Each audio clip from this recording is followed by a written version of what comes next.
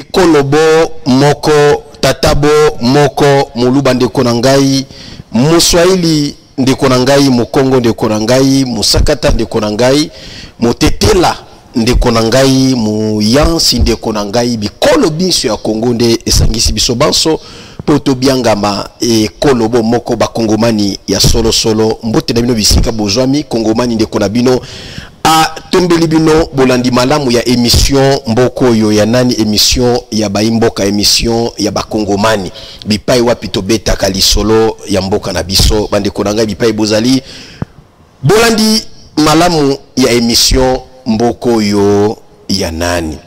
Alors bandeko na ngai merci na Merveille Katumba oye azali na ngambo ya régie finale réalisation et puis sima ba caméra yende azali ko assurer prise de vue alongo na prise de vue réalisation azali pe na régie finale coordonnateur pe coordination ya nyonso Merveille Katumba merci pour na mosala kitoko. Alors bino ba soyi kona na biso mbote na bino bozwa kibongo rendez-vous était bokozanga te na poko apoto beta lisolo etali mboka na biso likambo etali phénomène kuluna likambo etali ba embouteillage likambo etali sécurité en général na ville ya Kinshasa likambo etali insalubrité na ville ya Kinshasa wana ezali ba dossier oyo tokomeka mpe ko réfléchir ngai na bino pendant 1 heure du temps au tozana yango na émission mboko wana ni en direct tokobanda bongo ko le Cambodge, la commission qui a été la commission ad hoc qui a été mise en place à l'Assemblée nationale pour évaluer la situation. Il y a salubrité dans la ville de Kinshasa, il y a embouteillage dans la ville de Kinshasa. Donc il y a une équipe, il y a élus nationaux. Il y a honorable député national Augustin Matata Mpogno, ancien premier ministre Mboka na biso, donc premier ministre honoraire ya Mboka na biso na ba élu mosusu ya ville Kinshasa pe ya Mboka Mobimba bazalaki na kati ya commission ad hoc wana pona kolandela situation ya bambouteillage likametali insalubrité na ville ya Kinshasa ko étudier yango le lengine singeli ko éradiquer yango. Alors, je vais vous laisser suivre l'intervention responsable d'un élu du peuple, d'un défenseur du peuple, d'une tête bien faite, d'une tête pleine, un homme au cœur en or, un homme, quand tu lui prends la parole, il n'y a pas de bêtises, tout le monde se tait, tout le monde a ses yeux fixés et ses oreilles ouvertes pour écouter tout ce que cet homme dira. Alors je vous parle de l'élu de Goma, l'honorable Hubert Fruguta Mukasa, qui a pris la parole lors de la tenue de cette plénière au Sengelaki commission Oyo et ça la rapport. Il y a enquête Oyo Basalaki, il y a étude de enquête Oyo Salemaki sur terrain après constat la bango. Nakati plénière on a dit beaucoup landa. Intervention, il y a honorable Hubert Fruguta Oya Lokoti Makambo Manso. Il a tout ramassé tout en précisant que si on étudie avec assiduité sérieux les rapports de cette commission, tous les secteurs Namboka Congo, ils ont un problème. Non seulement à Kinshasa, mais na bisikebe Namboka Nabiso, na territoire national. Boko landaye, na bokebi nyoso na kusenga bino bo landaye na bokebi. Parce que c'est un intelligent qui parle, c'est une intelligence qui parle, c'est une sagesse qui se déchaîne. L'honorable Mukasa Fruguta Hubert Bolandaye, il y a Goma, Simatogozonga.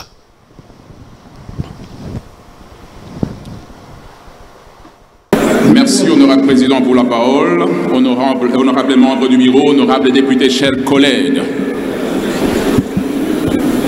Si nous faisons allusion à tout ce qui a toujours été dit, tous les secteurs ne marchent pas dans ce pays.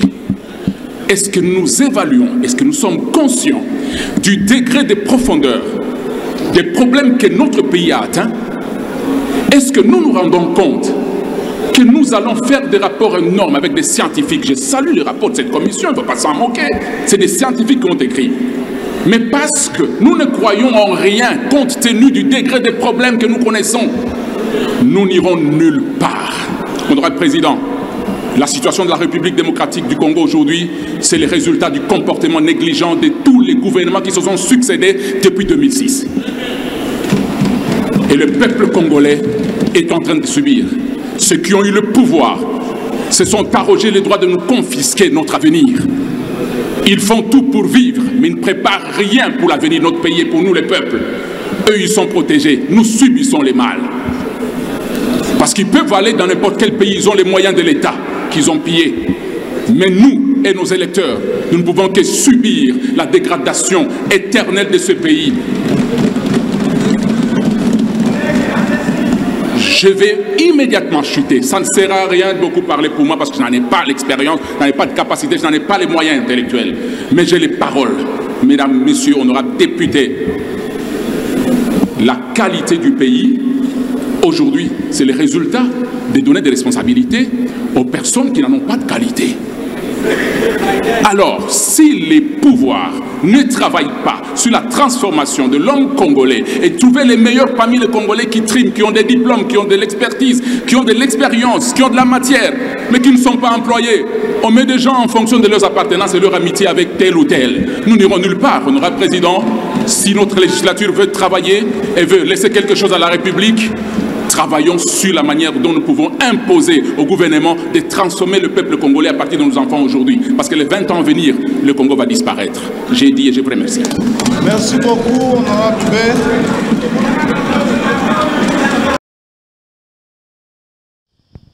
On accorde 5 minutes à tous les députés pour intervenir, pour réagir.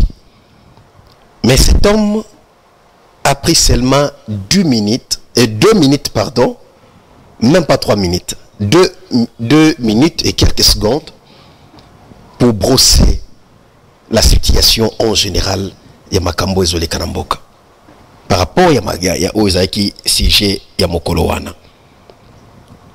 J'ai beaucoup de respect à cet homme. J'avais plusieurs réactions yaba élus, mais quand j'ai balancé, je me suis dit il y a quelqu'un qui a tout ramassé na obango balobaki na obango balobaki na kati na 2 minutes ya pamba, c'était l'honorable Hubert Fogota Mukasa.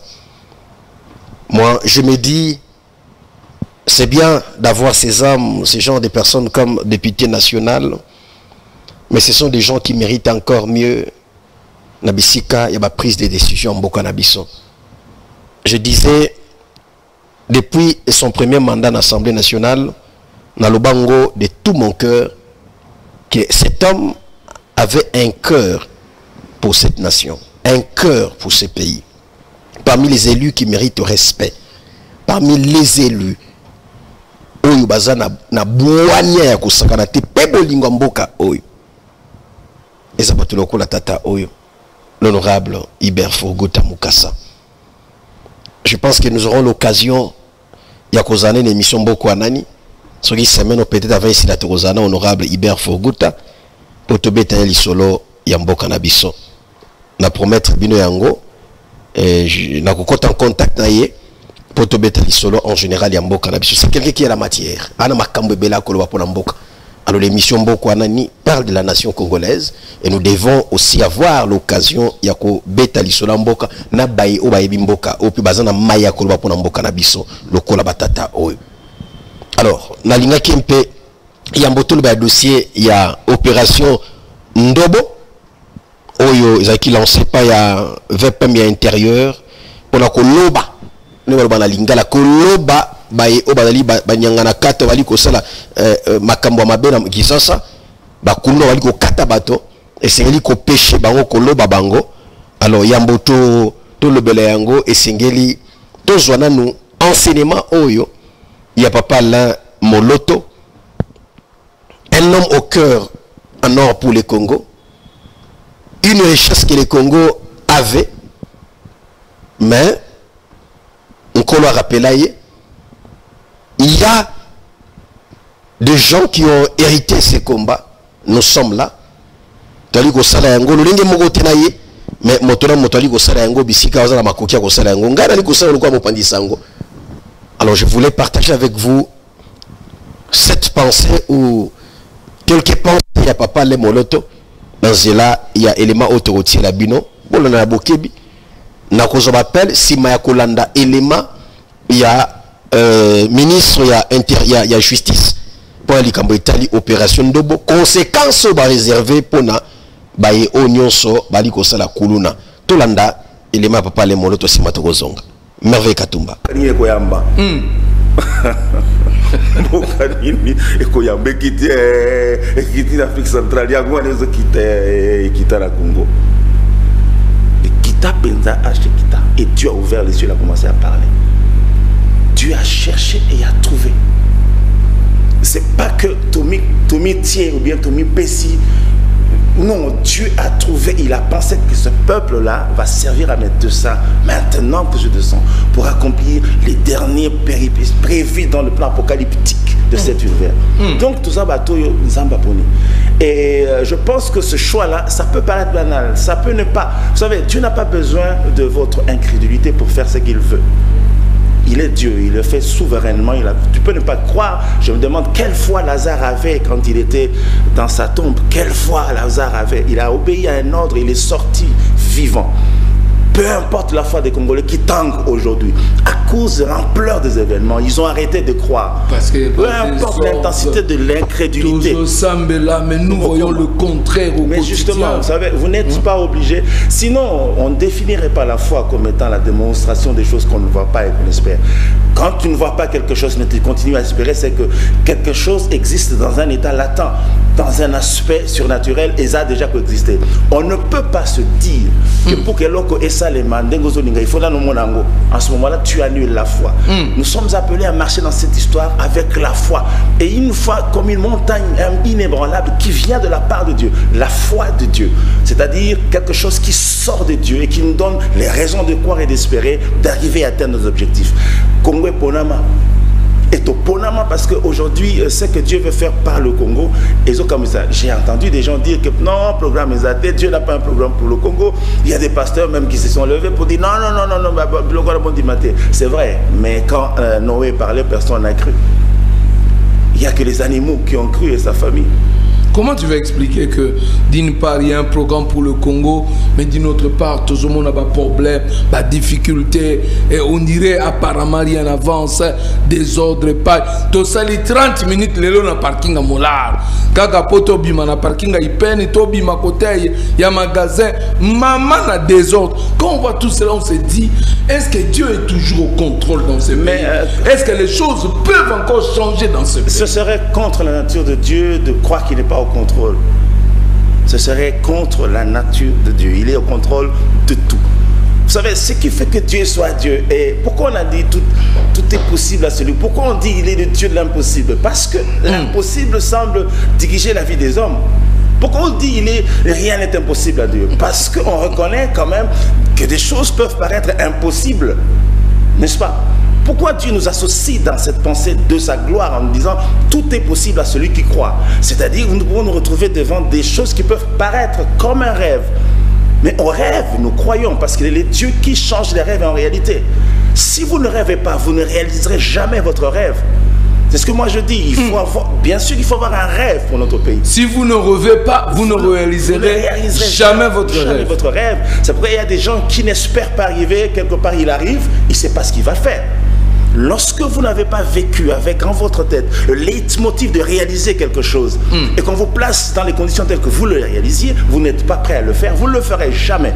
Donc aujourd'hui on a cassé la carrière parce qu'il y a des gens qui n'espèrent pas devenir ministre un jour, ils n'espèrent pas un jour être un député, un matin il se réveille, il est devenu député, il ne sait pas ce qu'il va faire. Voyez-vous, donc aujourd'hui moi je crois que cette génération doit passer. On doit susciter la carrière. On doit former à 4 ans l'enfant qui deviendra ingénieur dans 25 ans. On doit former à 2 ans le champion du monde quelque part là devant. Donc nous devons croire que ce qu'on ne sait pas voir aujourd'hui, on le réalisera quand même. C'est le fait que je dis, l'étape implicite ne peut pas éteindre la flamme des étapes explicites parce que Dieu a parlé. Donc aujourd'hui, vous avez l'impression que tout s'est arrêté. Mais moi je dis, c'est très bien que tout s'arrête parce que le nouveau départ va se justifier. Vous avez l'impression que tout est mort au Congo. Moi je dis, amen. Il faut qu'on ait l'impression que tout arrête de vivre pour que la résurrection soit plus glorieuse.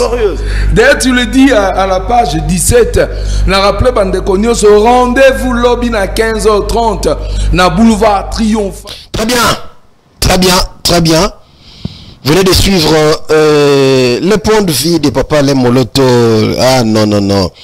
Une richesse pour la nation congolaise. Ma ekendate. Ebake Nkolo Alingi Congo. Même si Papa Lakenda, il y a toujours ces gens qui ont la même vision, qui sont dans la même vision. Tozali wana pour continuer l'Ituana. Pour Mbongwana Mboka Nabiso. Alors, Bande Konangai. Tochu Kolanda, Papa Lemoloto, Makambo Etali Mboka. Nalingaki, to mette un peu qu'on réfléchir. Le nôtre tamo konza ekolo Congo, le chef de l'État Félix Antoine Tshisekedi Tshilombo, azalaki na Parlement, devant les deux chambres du Parlement, donc le Sénat et l'Assemblée nationale, la Congrès, pour un discours sur l'état de la nation. Le Mboka.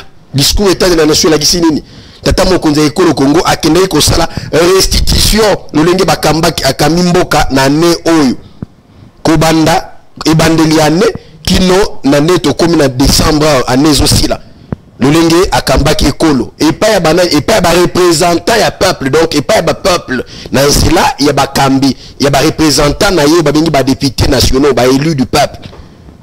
On a dit ça que bato wana baza bato mikete sengeli ko tchabango panzi likolo parce que ils ont un grand rôle ya ko jouer pour mbongo na mboka na biso. Ba sénateur na ba député. Baza ba représentant du peuple. Notamment ko zaki wana atalisi été na année 2025 banzela ekosalema ebele mais sur le quotidien manger pour te banzela ya ba desserts agricoles et salema pour vous faciliter tâche na ba ndeko bazana ba province pe circulation et la normale na mboka biloko tali ko regretter te biloko tali ko pola na mboka biloko tali ko pola ba masangu ba nini moyen côté na ba ville développée tout ça exact à cause de banzela. Alors tamo ko zekolo Congo lobete année 2025 eza année ya ba action. Nous attendons ça, c'est son discours devant ba député Makambe Belé à lobi na kati na yango atalisi ete croissance budgétaire et salemi susu na année oyo na ba mois oyo utileka awa ba constater croissance et budget et salemi mais sur le bakisa misu koleka mais nous voulons l'impact na social ya peuple kolanda discours tamo konza ekolo Congo. Je me dis que eza question ya volonté politique ya bakambi ya gouvernement ba des ministres na ba bali ko kambabiso pour être tobika impact visible ya misoloto bomengo eto na yango na mboka na biso. Alors nous attendons l'amélioration à condition de vie à population. J'ai été interpellé et je ne cesse d'être interpellé par les policiers. Les policiers bali ko bisanga Congomani mais toyo o le biso même ba to dika le bango. Pourquoi ils insistent? Parce qu'ils veulent que situation na bango ait changé. J'étais scandaleux de fois qu'un salaire, il y a des policiers. Oui, nous disons aujourd'hui que Fachi Beto en côté, amélioration salariale, il y a des policiers et salariés qui sont militaires. Mais il y a combien? C'est bon, oui, ils ont quitté à l'époque. Mais tant que Fachi a bâti moi quelque chose, ils ont quitté à l'époque. Mais ce n'est pas suffisant. Nous disons que ces gens-là, les policiers, les militaires, les corps médical, tout ça, va fonctionner de l'État. Mais puisque je parle de policiers, je dois insister dans l'écolo na yango. Les policiers en Bokanabiso. S'il y a certains autres qui sont condamnés, faisabilité, ce n'est pas dit que tous les policiers sont mauvais. Ce n'est pas dit que tous les policiers font la honte en Bokanabiso. Non, il y a des policiers qui font la fierté en Bokanabiso. Alors au nom ya bango wana, défendons leurs problèmes, défendons leur situation, parlons de ma situation na bango. C'est ainsi que je me suis dit que la mission toujours le et je dois encore exagérer, il y a qu'à défendre ma police situation na bango. J'ai été informé selon des sources, il paraît que dernière année au bas policier bazwa dotation ya tenue ils ont acquis 2019. Je ne sais pas, n'a eu information on a moi ba source belé policière que ba policier ne bazawana ils ont été dotés ba tenue au apesa bango kaka depuis 2019 qui ne le besoin sous ba tenue té banda 2019. Vous imaginez un policier avec une seule tenue sur le combo soto à Kasukoli, il faut se l'en peut-être à Boutou et puis tenir dans la kilo et au Kaokaka, soit tu vois ventilateur, tu n'habites pas ni pour Kaosayango, ma stratégie ni ma sana pe Kaoka. Policier avec une seule tenue. Pour bazo yango ou ta 2019, non la policier belé, tenir kolata nzuluka, tenir kolata pour taya soit Sukoli yango sa musana nini. Na tenue civile impossible. Excusez-moi, ya koloba makamboyo. Ba policiers ba lobby nangai qu'ils ont été dotés depuis 2017. Bah 2019 kilo bazo ba dotation pour tenité. So moi tenu peut-être dotation bi tena sika. Au même du qui paraîtrait il y a des policiers bali ko son bateni, ko son ba bateni. Bateka ngo soki, il paraît que bateka ngo na quand le fungola. Ils ont la place bateka ba bloko ba policier ba sokoto ba nini tout ça ba sombaka. Ce n'est pas normal. Nous sommes et ali ko représenter image ya mboka na biso malamuté. Alors tout mokonzi ya ekolo Congo, mokonzi ya police, ozali bongo VPM intérieur, et général état-major ya police tout ça. Amekempe ko soit likambo na bakambe likolo pour la likambo tali dotation il y a ba policier tenu ko lata ba policier ko lia ba policier. Ko kanisa likambetali li foti ya ba policier ko kanisa ngo li sumakasi muso obisala me kongomani tango fatia ki ba mateki bani oui to lobela ka yango awa mais je vous dis que ça ne représente pas au musala bali ko sala pe o sengeli bazwa il faut qu'on revoie. Je préfère que les derniers policiers même s'il faut azwa peut-être azwata $100 azwata $100 là on peut qu'on valide qu'on va être quand même il y a un changement mais ce qui Yasuka ali ko même pas na 50 nini il y a obligation que le belengo ko interpeller bakambi. Quand on parle de bakambi on ne voit pas seulement le chef de l'état mais ba policier bazana bakambi na bango d'abord et likolo c'est il pas défendre bango en dehors de batunyo sowana ba député nationaux bazana responsabilité ya ko lobela ko défendre likambetali et salaire ba policier li foot ba policier traitement ba policier qui le ba député na liko bisabino que ba policier information ganazui il paraît que bazwa dotation ya suka ya ba teni o balata ya sika banda 2019 bon compte 2019 2020 2021 2022 2023 tina 2024 6 ans après policier il faut assez la même tenue attaque ou elamba atta veste so son bien ouais sika tous un exemple la veste pour pas veste à solo 2 ans après 3 ans après au soulagé et kubi yoko dans un angle belé mais tala ndenge changé déjà il a dit que on l'a tiango déjà atta 3 4 5 fois atta 6 fois et là tiango et changer quand il a accès on l'a tiango mingi et bon au tenue aux policiers sont censés travailler presque tous les jours attaque tous les jours attaque 3 jours par semaine il faut pas soukola yango ko soukola à tes zones attaque dans le lavage et ko changer la couleur là c'est que oumeli 5 ans après 6e année déjà. S'il vous plaît pensez dans likambo Italie les fouti likambo Italie prise en charge ya ba policier totala yango bakambi ya mboka na biso.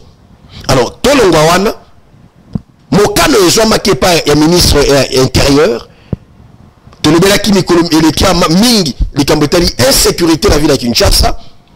Alors message ali okomela bakambi ya mboka ali okomela bato sengeba ja mikano mokambi ya police mokambi ya intérieur o atali sécurité ya mboka ye azwaki mokano na ba kambi ya pulusu et que esengeli ko zwa décision ya malunga pona ko silisa kuluna na kisasa nde balancer ki opération ndobo eza pona ko loba bakuluna ko kanga bango so bakangi bango décision ezali nini parce que kokanga la problème te il y a des kuna qui sont arrêtés mais na kosenga na okanga bakulu na wana esengeli koyeba ko checker bango malamu ko sala investigation ko examiner ba dossier à moko na moko parce que à Kinshasa il y a des jeunes innocents qui sont interpellés et pas il y a ba policier à ça le côté ba interpeller muto ça innocent ba interpeller ko kanga ba innocent na biso mapangu on a tiré sur pour la ligne on a infraction imaginaire bake bakangi asane kuluna te pour ça mobali on te bakangi atela na mwasi bakangi bakosela za kuluna. Alors il faut examiner ba dossier nyonso ko yeba même s'il faut osambisa bango en public bato bazana ba ko reprocher bango ba ya boyoka o bakangi za innocent to kuluna ba boyoka ba plainte. Alors investiguez bien na makambo etali ba arrestation ba kuluna parce qu'il y a des innocents qui sont aussi arrêtés et puis ba policiers bazana posa misolo so ba futi misolo te ba ko salikambo kuluna ake parquet bokangi njo ba te innocent ake kozwa peine de mort. Alors nous allons vous laisser suivre la réaction ya ministre de la justice bokolanda na bokebi nyoso mbano nini oyo gouvernement abongisi contre ba kuluna so bakangi mwana na yaza kuluna akosala nini mbano eza nini na opération ndobo contre ba kuluna conséquence ya bato bakangi lokola kuluna eza nini tokotika mobolanda le ministre d'État ministre de la justice et garde des Mboka na biso yende akoyebisa bino nini bongisami pe na kotalisa bino na ko expliquer bino elakisi nini to et permettre bino soit botinda bana bino ba continuer kuluna to bofuka mabongo la bango senga bango pardon basuka kuluna parce que ozali koya bolanda ezali nini ya sikawa est-ce qu'il y a maloba je ne pense pas comme ça mutamba to landa ye si batozonga po tozo ba quelques réactions à bato baza branché pe connecté pour toyoka pe bango par rapport ya opération ndobo pe mbano oyo ebulisa impona bakuluna oba okangama na opération oba ozoma na mutambo bolanda sima tokozonga na prometa qui bino été en même temps tozo humaniser ba prison en même temps to faire exécuter peine de mort. Donc désormais bakangio rozala lisusu na boloko te to faire exécuter peine de mort ndenge boyebi ezalaka par fusillade topé par pendaison et ko servir na leçon na bakuluna ba bandi nyusu tolingi lisuku mona takuluna moko te na ville ya Kinshasa na ba ville nyusu ya mboka.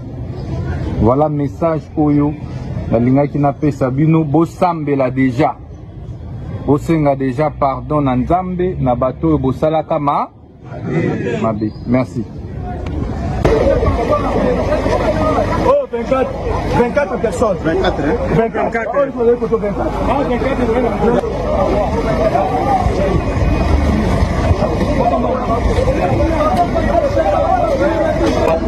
Papa, faut te rendre 24.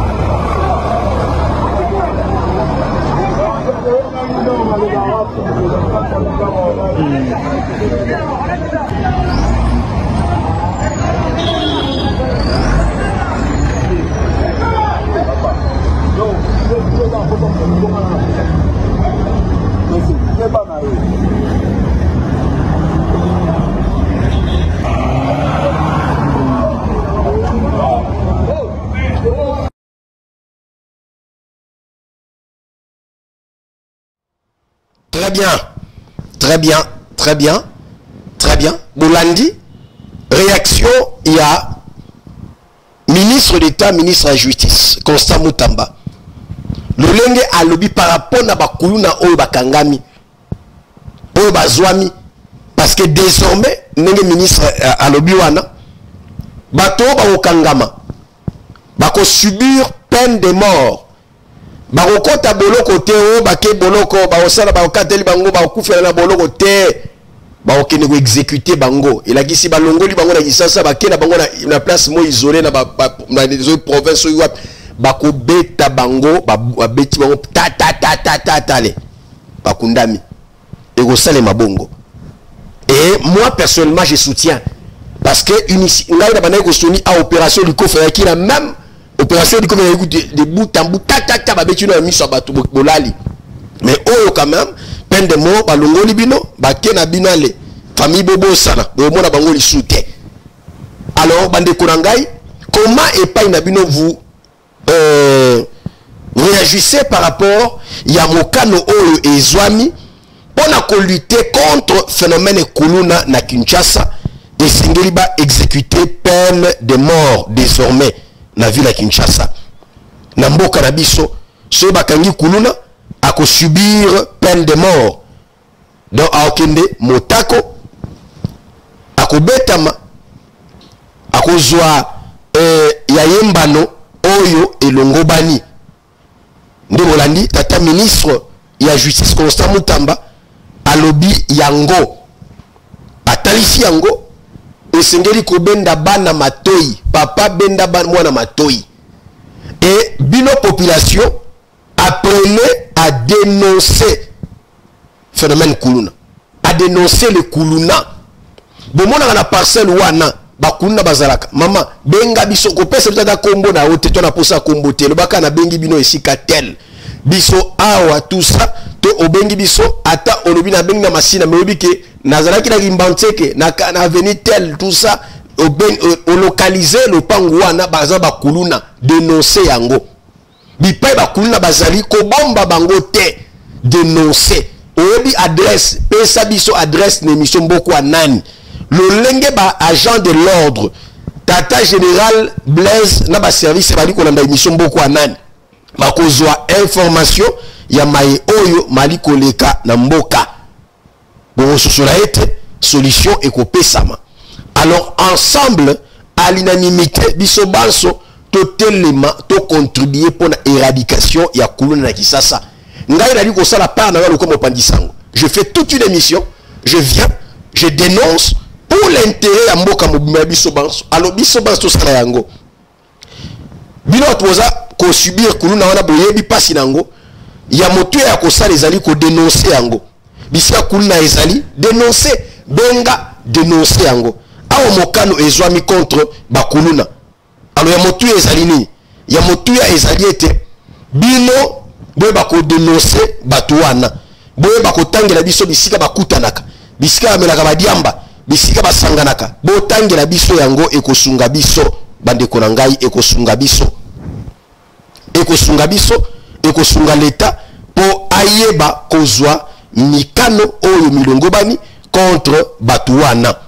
Alors bandeko na ngai numéro ezali wana tokozwa quelques réactions à bato baza déjà en direct na biso o bali ko na biso. En plus bisika Kuluna ezali phénomène Kuluna ezali bebo benga biso bo dénoncer yango bisika Kuluna ezali comme ça toyeba makambo yali koleka na mboka na biso bisika biso na Kuluna na commune sita bozali on m'a dit à Kimbanti que Kuluna ezo continuer insécurité ezo continuer toko lobela yango. En dehors à Kimbanteke, on me dit Kamakala, Kuluna ezo continuer, Bumbu Kuluna ezo continuer, Kanluka Kuluna ezo continuer, Selemba Kuluna ezo continuer, affrontement entre bandeko ya Kanluka na Selemba ba jeune ezali ko continuer. Donc jeune ya Kanluka oko ta Selemba ote, ya Selemba pa oko ta Kanluka te ba ko kata ye ba ko beta ye. Alors nous continuons ya ko dénoncer phénomène Kuluna.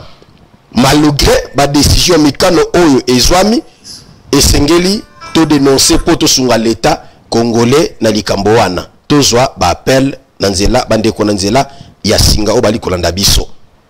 Très bien. Voilà, toujours ma réaction ya bandeko bazana biso déjà en direct bali ko benga biso. Voilà, numéro wana ezape na WhatsApp, okobenga biso na WhatsApp, okobenga biso na normal, tokozwa makanisi na bino. Kobenga pona ko dénoncer li kametali phénomène kuluna bisika bozali. Soki ezali te, o encourager l'état sala mosala bisika kuluna ezali, mais soki ezali bo dénoncer na bisika bundamaka. Te ba ko dénoncer yango. Alors ndeko bengi biso wapi? Depuis la commune de Makala, comment la rendre de sauver? Ndeko sauver to ali kolanda yo réaction na yo. En fait, la ngeka le bapo na commune de Makala, donc côté Gilouang, donc ba Soudan ba lingo tabiso ina mal à l'aise, biso ba jeune soki kaka suki na yo de donner ba remonter le ba de mauvais à la raté, ba article de mauvais à la raté. Donc on prend la parole de ceux qui bazani ndenge donc biso ba jeune à côté de la sous kimati. Donc bazo kanga ba innocent. Bazo kanga ba kulina te ba innocent. Oui, bakanga ba innocent. Oui, bakanga ba innocent. Yo monisiko décision zami yako kende ko bomaka ba kulina lolenge nini? Mokano zefo ba kinda ko boma bango. Père non, le premier que bakokanga na bango bayaya mais donc faut battre la rendre bilongi pour et le vite que bakulu na bazami ni toto pona chaque commune a sa façon ba biso ba tumisi to muta na biso na ba makala te to ra ko va le faire la situation ba vie donc makuma ola ta ilambo ke parce que ba kanina nzela donc toza moyen te na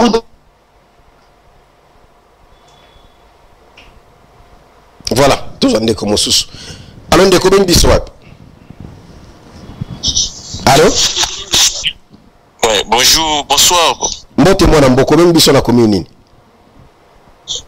Ngai na bengio naza na commune ya Nsele, précisément na Campem. OK, nous les jeux kuna. Papa na biso mikolo yo côté na biso tozolala te. Nene lisusu. Courant ezali masasi ezobeta butu mobimba kuluna bazokotela bato na bandako précisément na quartier Mangengenge côté ya école moko babengaka Molende likolo côté wana masasi ezobeta chaque jour butu moi. Ah, olobi na adresse nini? Na Campem côté ya omati côté ya quartier Mangengenge. Oui. Référence eza école Molende. Très bien.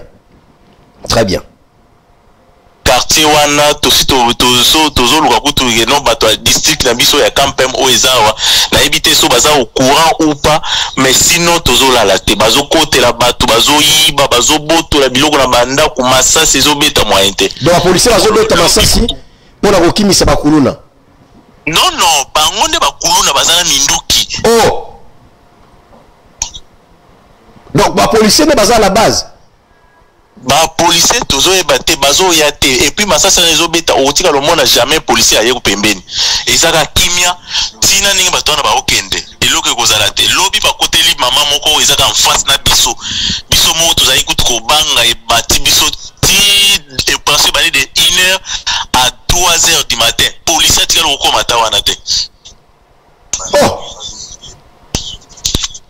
Merci beaucoup. Mon général Blaise Kilimbalimba. Bon, on a biso ba service de sécurité, bon on a biso bien bon travailler déjà dans les camétali opération Ndobo pour la lutter contre le phénomène kuluna ko arrêter ba vrai kuluna. Voilà dossier yangoyo na Campem na commune Nsele ba policier boyoka information insécurité eza makasi kuna ba criminel ba yoko tele bandako. Comment ça c'est obéta économie alors renforcer la sécurité na Campem et puis c'est na Campem ah na bisiko to yo kate kunezali kunezo bundama Alors, mon général, Blaise Kilimbalimba, c'est vous qui gérez Kinshasa, Marametali, sécurité, Botala Likambouana. Pour la sécurité à Bana Kisasa. Alors, on découvre Biswap. Oui, maman Bengi Biswap. Bonsoir, papa. Ok, maman Bengi Biswap. La Bengi, on a commis bien scellé. Toujours l'andaye.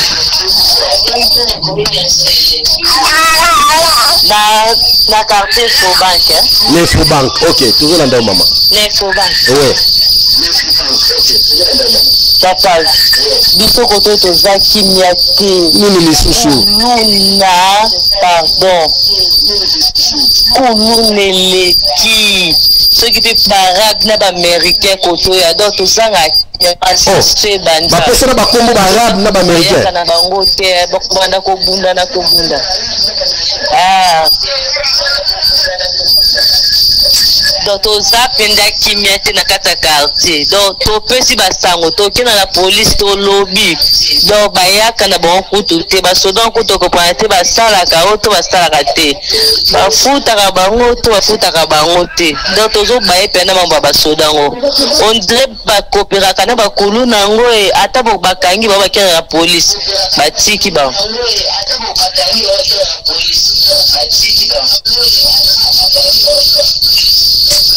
Merci beaucoup, mon Amboka. Merci, maman. D'accord. Mon général, aux zones de plainte, il y a des kwazobe ngabiso na biske bazobe ngabiso. On est outil faux banque. Tous vende comme sous. Alors de combien biso wapi? Na bino na commune na Sele. Na Sele toujours. Na bino pas na Sele. Na quartier na Sele. Na 3 payotes. Na 3 payotes. OK, nini kuna? A 3 payotes de la Kabila, soko outil terre jaune. Oui. Ah, koto okuni na moite tozali na ba quartier moza irekile net biso place to vendre tozata na société. Donc commune to bunda mabanda tongo tipo kwa intervention moko ezati. Oh. Yango police ezati kuna bana ba société. Police ezati to Martina Prince pour la benga mbata ou bien les gens pires. L'état bon ba bunda so to benga bon ando ça biso ba papier ba retard wana ya da bu mutakoni da deni mo. Donc pas moyen à supporter. Na 3 payotes. Na 3 payotes comme on a Israël même pardon attaque jeune opération ndo bona féliciter qui mon cause ville à Kinshasa mais on a préféré faut travailler on a ba stratégie à makasi pour na ko attraper bango nazo bata mana ba site oyo ezana développer. OK, OK. Merci de Israël. Ça va, merci de journaliste. Très bien. Voilà. Nous soutenons tous cette opération Ndobo et puis peine de mort. Bokangi Kuluna Azwa Alimwa. La parabo pesa concerne na bana nabino. Bobi gaza Kuluna, taba kanga yake motako bomone lisute. Allons de combien biswa. Allô? Oui, on a bien na commune Selembao. Toujours landao. Commune Selembao. Toujours landao tata. Réaction na yo. Ah, réaction ngeza boya kaka sere l'équipe sur la commune Selembao. Ah, comment on ngeza li. Oh. Ndekwa bengi biso na Selembao tozuku tata message te olobika message tozu tracasserie za makasi na Selembao. Mais faut pesa biso makamwezo leka kuna poto ye bako dénoncer yango malamu. Mais osuki na yo na katikati. Allô ndeko bengi biso wapi? Allô? Aya ndeko akei tozo ndeko mosusu. Allô ndeko bengi biso wapi? Allô? Allô, bonsoir. Mbote ndeko kisa foli na TV isika oza to nongo pembe na TV poto yoko malam po eko ezozonga. Obengi biso wapi? Na bengi bino na komi na makala. Tozo landa yo malam. Papa, biso awa na makala insécurité ba soda na ba kuluna ba tena bango ka ndenge moko. Oh, na ndenge nini? Kokotola ba jeune na lupangu, kokanga ba jeune ata bovandi bosala eloko te. Bakoti na lupangu bakangi bino, bakanganga bakuluna te bakanganga kaka bana ndaku po bayebi te baparent bakolanda bakopesa mbongo soki bakangi kuluna mwa bango moko kaka boye batiki po bayebi te mutakolanda za te. Bajane baobeta une semaine à cachot. Est-ce que nous avons une semaine à Souciat? À ça de l'autre côté, avec une semaine. Justice à l'Andelobisson Makambo, papa, pardon. Bateau va mettre une semaine là, basé innocent. À ça de l'autre côté, innocent, papa. Innocent, Bakanyo, ça de l'autre côté.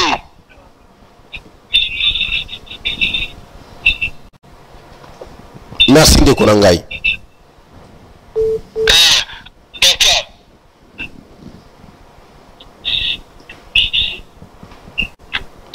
Merci pour le message Nayo.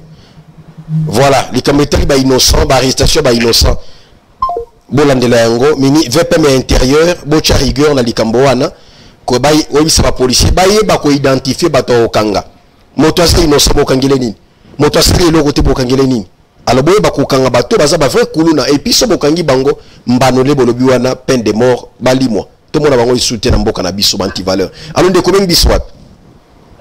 Alors, na bengio na Ngalema. Na Ngalema na quartier ni papa. Na quartier Malweka. Ah, na Malweka. Toza ndayo. Bon, na lobi ya papa. Oui, papa. Est-ce que kuna magambo bakuluna wana soki botali kaka ba policier pamba moye basala miske nani miske nani ya kosangisa basoda tu na ba policier na ba tu est-ce que moye kozala te po bazuka moye ya koneutraliser kuluna wana. Ah, ozali ko proposer que batia pe ba militaire na kati ya opération wana ya kokanga bakuluna ezala ka ba policier te. Oui, po tamusu ba policier babangaka.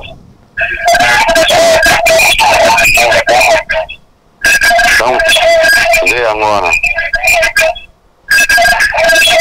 wana eza lokola ezolakisa lokola rebellion na kati ya mboka bato ndenge wana donc bazokwisa mboka na biso na makasi bata bapaya moye te baya babongisa mboka pe bien ezala te babanda kobanga pasi ya bato wana bakuluna wana baza lokola bandoki oyo babongisa biso na kati ya este kuna.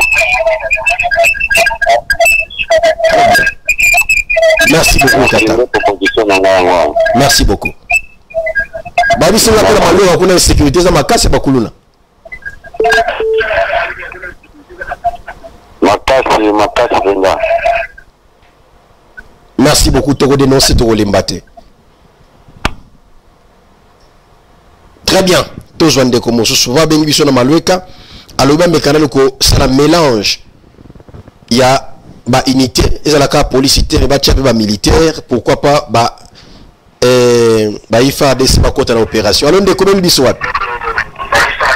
Allô, bonsoir. Mbote mwana mboko ben biso wapi. Na vino na Ngalema précisément na Malweka.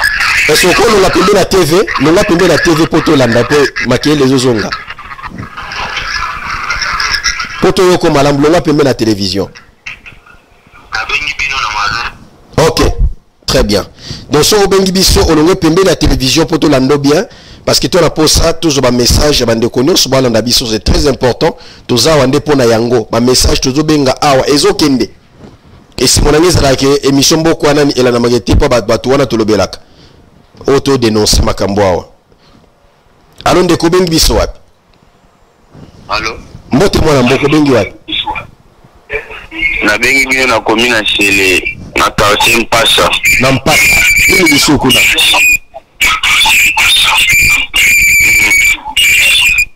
Na tia jeune awa na inga na informe bino ke na bisi voa meke kutana kuluna sio kutana policier. Ora ndenge nini? Kasiri na nini mwaka usakana te papa.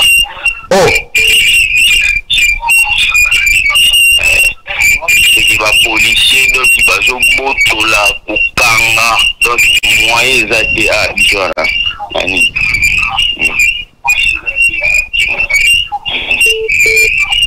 Merci.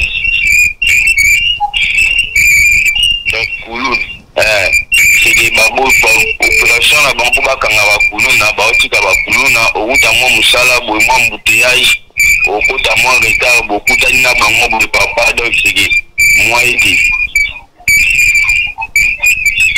Merci ndeko na ngai. Merci beaucoup. Merci. Très bien.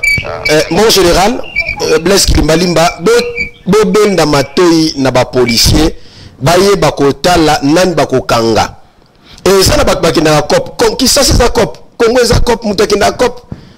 Akebeta moi li baku tout ça qui ça moi eloko na musala maboko. Abena ta moi lokotro esunga la libota. Mais mutaki ko luka le meilleur ke luka moi lokotro esunga libota. Azo zonga retard on outi wap outi cop. Mais ce qui a kuna boy ba ko examiner boy ba ko examiner dossier na yé. Pendant que mutra même il y a une procédure. Vous interpellez mais vous vous renseignez. Il y a quoi est-ce que ça kuna sur le temps outi cop. Donc essayez un peu ko ben na matena ba policier pour la likambona okanga ba innocent batika yango. Alors ndeko ben biso wapi? Allô? Wana mboko ben biso wapi? Wana bengi na komina makala. Bana makala toujours landa yo. Papa na bisayo kaza nende kwa na utingoluba. Omwe ke kitana kuluna ke okutana policier. Ah. Donc kaka na sika siko na oloba awawa ko kima bambangu na bango. Oh, kala siko. Le kala match à Barça Kemi. Aïe aïe aïe aïe aïe aïe. Donc là le match à Barça et mi-temps, il y a mon équipe qui joue, je suis barcelonais. Équipe nangai to gagner. Donc quand le match zobeta matala bolingwa, match Barça zobeta mais ngala zan direct pour le mboka. C'est mon équipe barcelonais on s'est raté. Mais la so défendre mboka nangai parce que mboka nangai l'équipe Barça.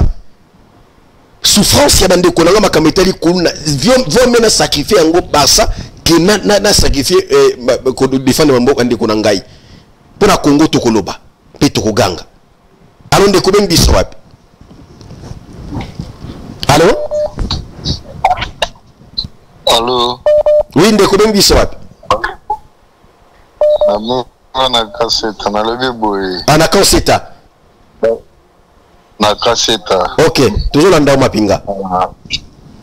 Sko bakuluna na bagenda wapi?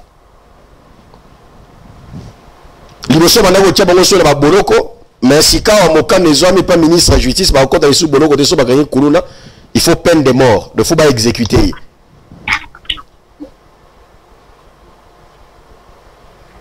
Merci, il faut tout le monde mokano ane salama.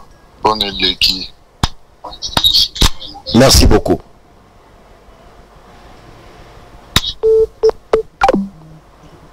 Mais avec Tumba, est-ce que la vidéo ya VPM ya enani ya ministre de la justice comme ça batwazu biso na retard bayoka maye oyo ebongisa impona ba kuluna oba okanga so bakanyi mutu aza kuluna nini ko yela ye mais avec Tumba bongisa biso élément ngo vidéo ngo poto sugisa de la émission de Komina Suka ya monazwa 5 derniers rappels. Allons de Koubeng biso wapi? Allô? Allô? Oui, on biso mdego. Oui, maman na komina monga fula na kwa nini? Na bengi na komina monga fula bigwe. Na kati nini? Na matadi kibala. OK. Très bien, to landa yo. Beta biloko tuzoka yo. Ah, mama zonga pardon.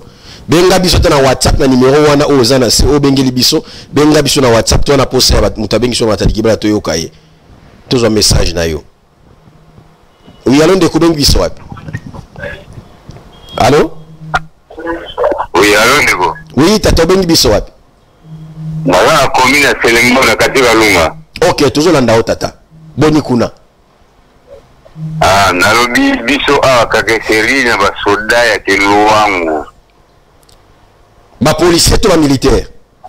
Ba policier donc ils bana te bana ba okini musala. Tango bango bakili musala kozonga na bango tango ba maître ba pesi bango ba mbongo ko trésor bango. Alors, que vous comprenez, si l'on dit que hier les Malimba lobaki patrouille et ça à 22h. Bango bazo kota ba 11h, 10h. Mais tout ça va wapi pona bana na biso. Voilà. yango wana scenario papa ngai donc il faut total la biso yango kobotela bana bamongo bamettre bapesi mwana koyena 3000 baboteli ye mwana koyena 14000 babotoli ye bazomona bien ke mwana aza na teni ya mosala. Merci papa. Merci papa. Oh merci papa. Très bien. Pour la Congo tokole mbate pour la bikambo etali bana mboka tokolobela yango.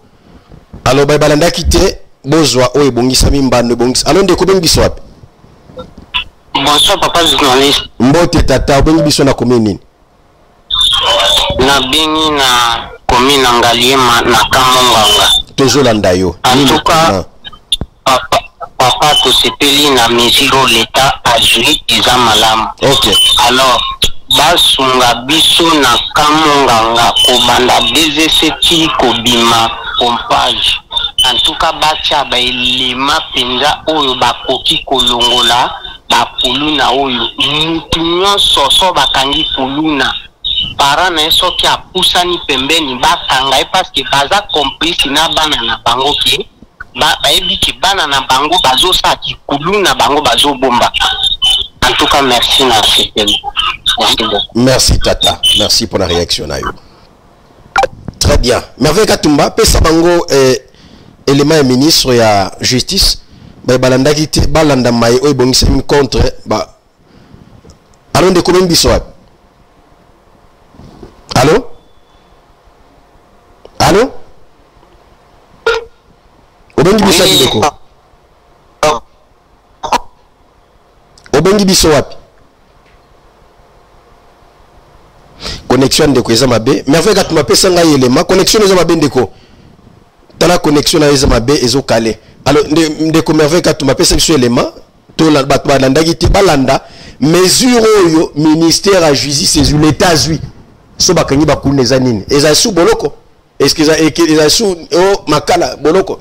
Bolanda ministre à justice yemoko Constant Mutamba. Le linga lobby après arrestation bakuna o bakangami kalate avant-hier. Bolanda décision il y a l'état par rapport ya bakulu na simatorozo ngapoto si émission to okutana iso lobby na 21h potokoba dossier na biso tolanda. Na prometa qui bino été en même temps tozo humaniser la prison, en même temps to faire exécuter peine de mort. Donc désormais bakangio rozala lisusu na boloko te.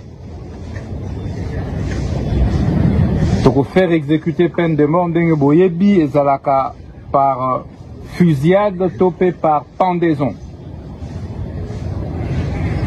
Et qu'on servir na leçon na bakuluna ba bandi nyusu. Tolingi lisuko mona takuluna morote na ville à Kinshasa na ba ville nyusu ya mboka. Voilà message oyo na linga ki na pesa bino bosambela déjà. Bosenga déjà pardon na Nzambe na bato bosalaka mabe. Merci. Oh, 24 personnes. 24, hein? 24. Oh, il faudrait que ce soit 24. Ah, 24,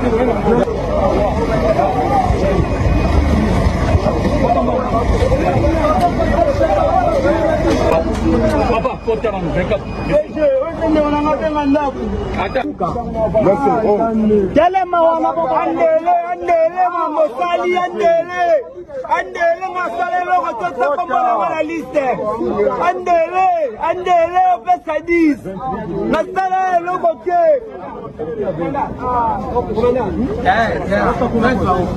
boloko bala dana prison bakanga biso bakangonda je compte en 10, 11.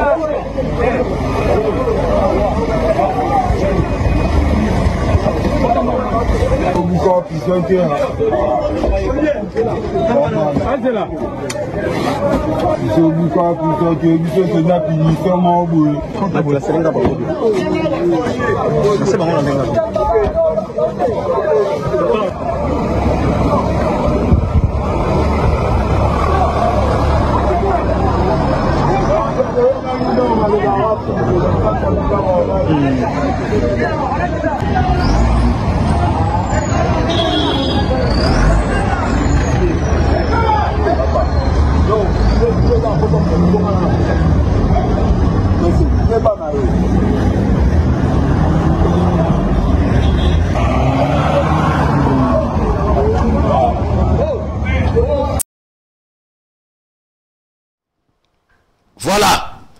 Bolandi, mekano oyo ezwami et pas il y a ministre, il y a justice pas l'État prononcé par les ministres de la justice wazaki sur place on a mbano oyo ebongisami contre bakuluna tozwa 3 appels à souka. Allô ndeko bengi biso wapi? Allô?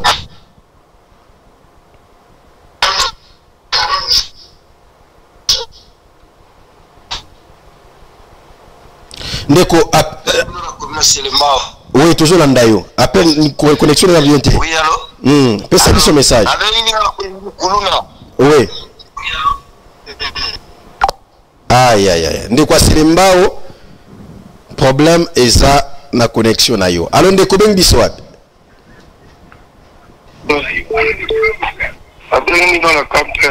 Na campem. OK, toi l'ondao tata.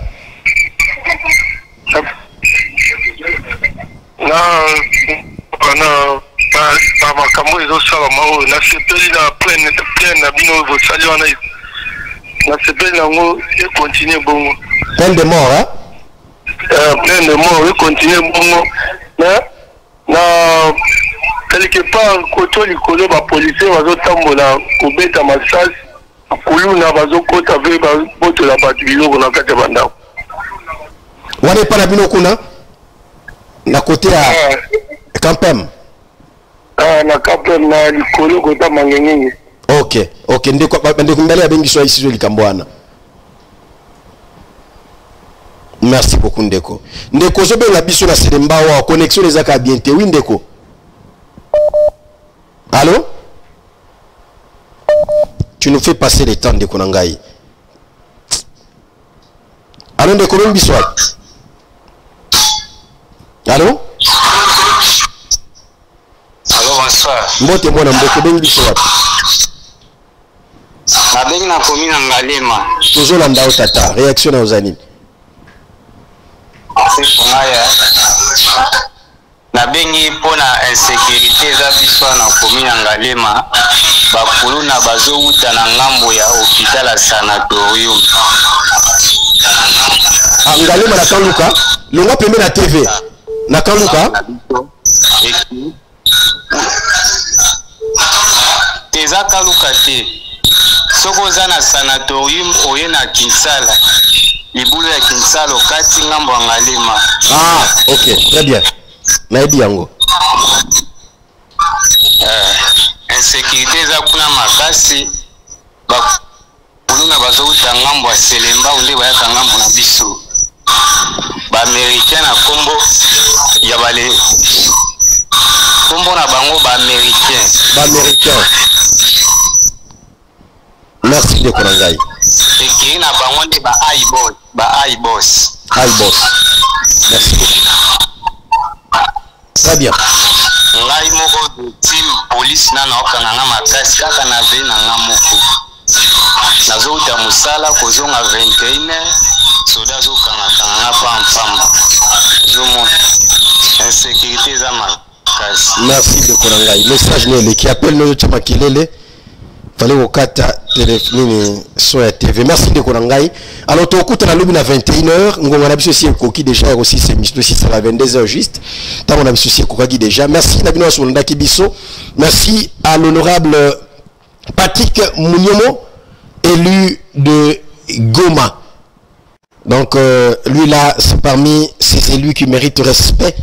Et parmi ces élus qui ont, toi, on a lui-même peut-être de citer leur nom dans l'émission, il y a Peuple, émission Boko Yanani. Je suis fier de vous, de ce que vous faites, honorable Patrick Mouniomo.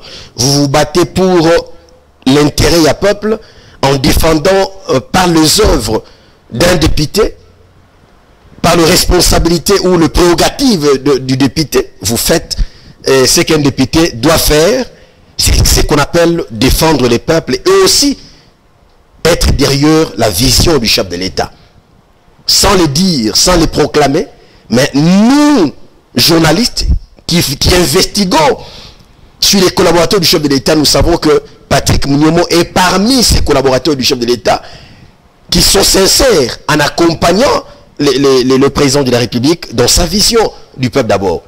Donc vraiment coup de chapeau à vous, honorable Patrick Mouniomo, vous défendez les Congos, vous défendez la nation, et quand vous prenez la parole à l'Assemblée, tout le monde est branché et connecté parce que il sait que Namono Kwatata Oyo, c'est la vérité qui sort et c'est vraiment l'intelligence de Ezobimanakati Nayango. Continuez dans Zelawana, nous continuons à soutenir Abino parce que nous soutenons des valeurs.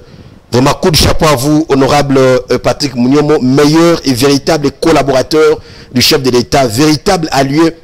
Il y a Vision Mokonzamboka, même sur le terrain, vous faites ce qu'un député ne peut pas faire, vous arrivez à faire des actions philanthropiques, tout ça. Un philanthrope, un homme intelligent, continuez à lancer Wana, Boza et Belete.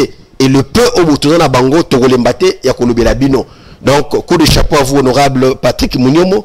Pour na elok musala liko sala surtout pour na intérêt à Bakongomani banso pe bana ya Goma, sans oublier bana ya Nord pe Sud de Kivu en particulier. Merci à tous ceux qui nous ont suivis.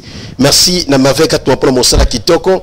Merci na baibanso balanda kibiso. Merci na Bakongomani banso bisika bozala ki rendez-vous lobby na 21h juste na Bomoko Media na pour une télévision.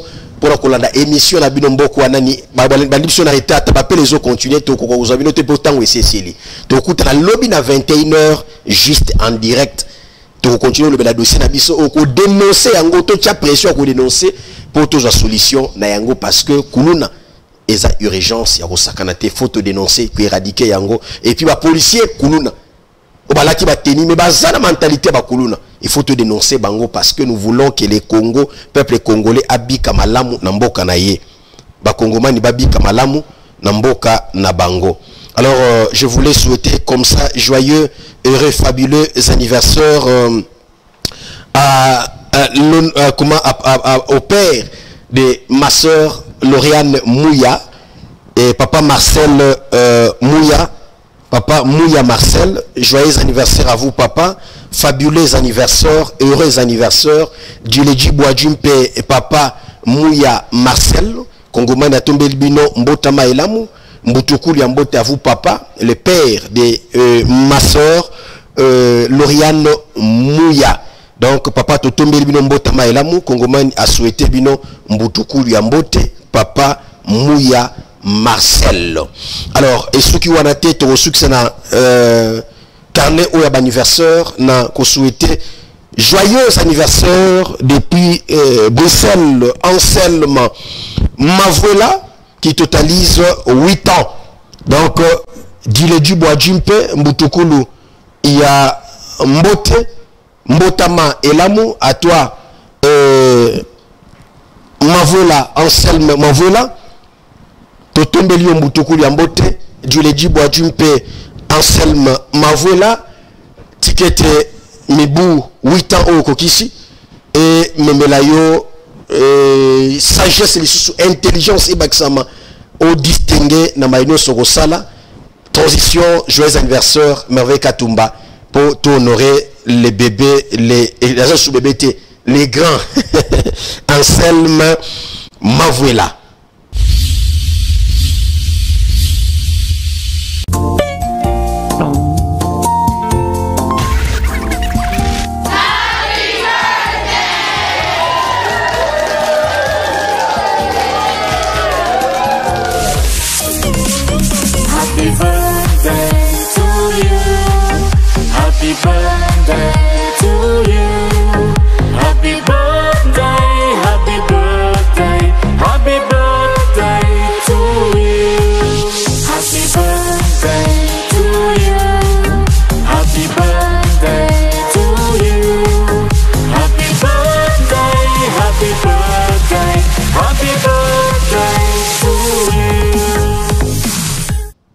Très bien, on se revoit demain à 21h juste sur la même chaîne, Bomoko Média Télévision, avec le même plaisir, avec les vôtres, les Congomani Jules Vambemba.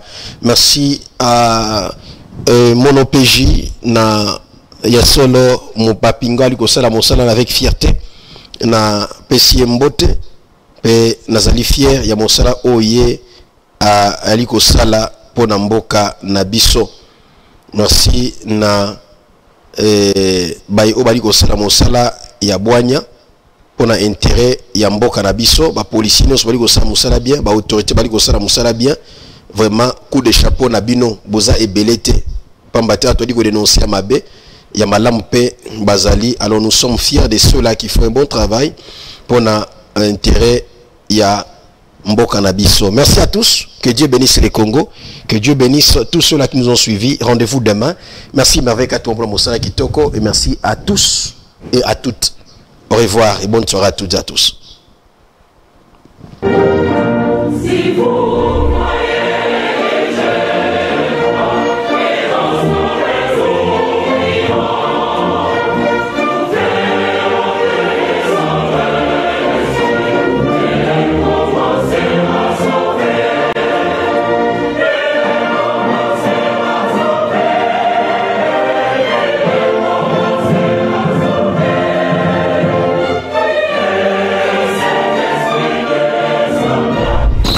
Ici les gens vraiment toujours souffrir dans le cas c'est ça bien c'est un bon quand on ça qui va député on va pas lire bon on peut pas défendre des choses dans le bon problème il y a courant et dans la catène en boka to sali un mois pour y a kaka kabutu et que dans la catène to la catène mais bazo